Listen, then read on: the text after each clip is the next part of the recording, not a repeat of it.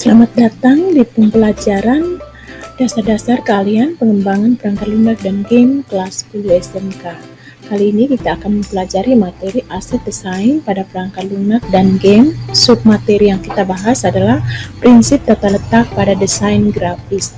Nah, sebelum kita mulai, jangan lupa di subscribe, like, komen, dan share. Terima kasih. Elemennya orientasi dasar pengembangan perangkat lunak dan game.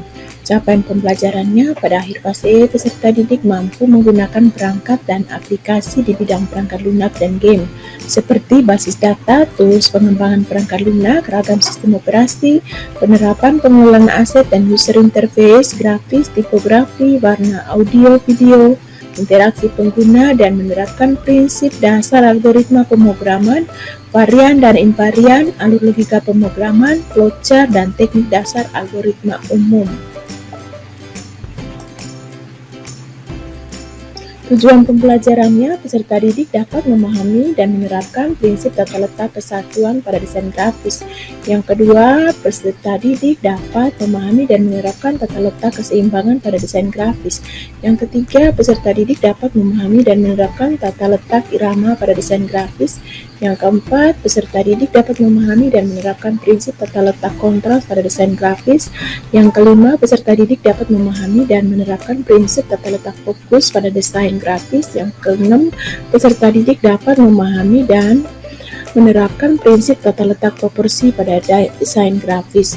Yang ketujuh, peserta didik dapat memahami dan menerapkan prinsip tata letak tipografi pada desain grafis.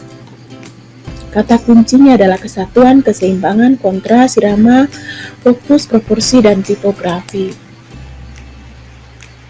Prinsip tata letak pada desain grafis antara lain kesatuan, keseimbangan, irama, kontras, fokus, proporsi, tipografi. Prinsip tata letak yang pertama adalah kesatuan atau unity, merupakan salah satu prinsip yang menekankan pada keselarasan dari unsur-unsur yang disusun baik dalam wujudnya maupun kaitannya dengan ide yang mendasarinya. Secara elementer, ada beberapa cara untuk mencapai kesatuan, yaitu menentukan dominasi agar diperoleh pengaruh yang tepat. Yang kedua, dominasi pada ukuran. Yang ketiga, dominasi pada warna. Yang keempat, dominasi letak dan penempatan. Yang kelima, ukuran sebagai daya tarik. Yang keenam, menyatukan arah. Yang ketujuh, menyatukan bentuk. Prinsip tata letak yang kedua adalah keseimbangan. Keseimbangan atau balance merupakan prinsip dalam komposisi yang menghindari kesan berat sebelah atas suatu bidang atau ruang yang diisi dengan unsur-unsur rupa. Keseimbangan dapat dibagi menjadi tiga, yaitu balance simetri dan asimetris, balance pemusat, dan balance menyebar menurut Kosrianto pada tahun 2007 dalam bukunya halaman 38. Faktor yang mendukung keseimbangan yaitu posisi atau penempatan, proporsi, kualitas, dan arah dari unsur-unsur pendukungnya.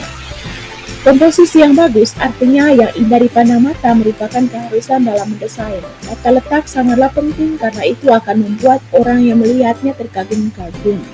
Jadi tata letak yang benar menentukan bagaimana nilai dari karya seni tersebut. Prinsip yang ketiga adalah irama. Irama atau ritme adalah penyusunan unsur-unsur dengan mengikuti suatu pola penataan tertentu secara teratur agar didapatkan kesan yang menarik. Penataannya dapat dilaksanakan dengan mengadakan pengulangan maupun pergantian secara teratur. Yang keempat, kontras. Kontras dalam suatu posisi diperlukan sebagai vitalitas agar tidak terkesan monoton. Tentu saja kontras ditampilkan secukupnya agar karena bila terlalu berlebihan, maka muncul ketidakteraturan dan kontradiksi yang jauh dari kesan harmonis. Prinsip yang kelima adalah fokus. Fokus atau pusat perhatian selalu diperlukan dalam suatu komposisi untuk menunjukkan bagian yang dianggap penting dan diharapkan menjadi perhatian utama. Penggunaan keharmonisan dalam membuat suatu fokus dilakukan dengan menjadi segala sesuatu yang berada di sekitar fokus mendukung fokus yang telah ditentukan. Prinsip tata letak yang berikut adalah 6 proporsi. Proporsi adalah perbandingan antara ukuran, bagian dengan bagian, dan antara bagian dengan keseluruhan. Prinsip komposisi tersebut menekankan pada ukuran dari suatu unsur yang akan disusun dan sejauh mana ukuran itu menunjukkan keharmonisan tampilan suatu desain. Yang ketujuh, tipografi. Tidak dapat dipungkiri bahwa teks adalah bagian dari desain grafis yang sangat penting. Oleh karena itu, untuk menguasai desain grafis harus dipelajari oleh tipografi, yaitu mempelajari segala sesuatu tentang huruf cetak. Dalam desain grafis, tipografi didefinisikan sebagai suatu proses seni untuk menyusun bahan publikasi menggunakan huruf cetak. Oleh karena itu, menyusun meliputi merancang bentuk huruf cetak hingga merangkainya dalam sebuah komposisi yang tepat untuk memperoleh suatu efek tampilan yang dikehendaki. Pemilihan huruf disesuaikan dengan citra yang diungkapkan. Menurut Laxloy, Moholy berpendapat bahwa sebuah kata atau kalimat bukan saja bisa berarti suatu makna yang mengacu kepada sebuah objek ataupun gagasan, tetapi juga memiliki kemampuan untuk menyuarakan suatu citra ataupun kesan secara visual. Hal itu dikarenakan terdapat nilai fungsional dan nilai estetika dalam suatu huruf. Pemilihan jenis huruf disesuaikan dengan citra yang diinginkan, diungkapkan Cuscianto tahun 2007. Nah, jenis huruf yang direkomendasikan 1. Old Style, Modern, Slab Serif, Sans Serif. Yang berikut adalah legibility dan keterbacaan. Legibility adalah tingkat kemudahan mata mengenali suatu tulisan dengan mudah.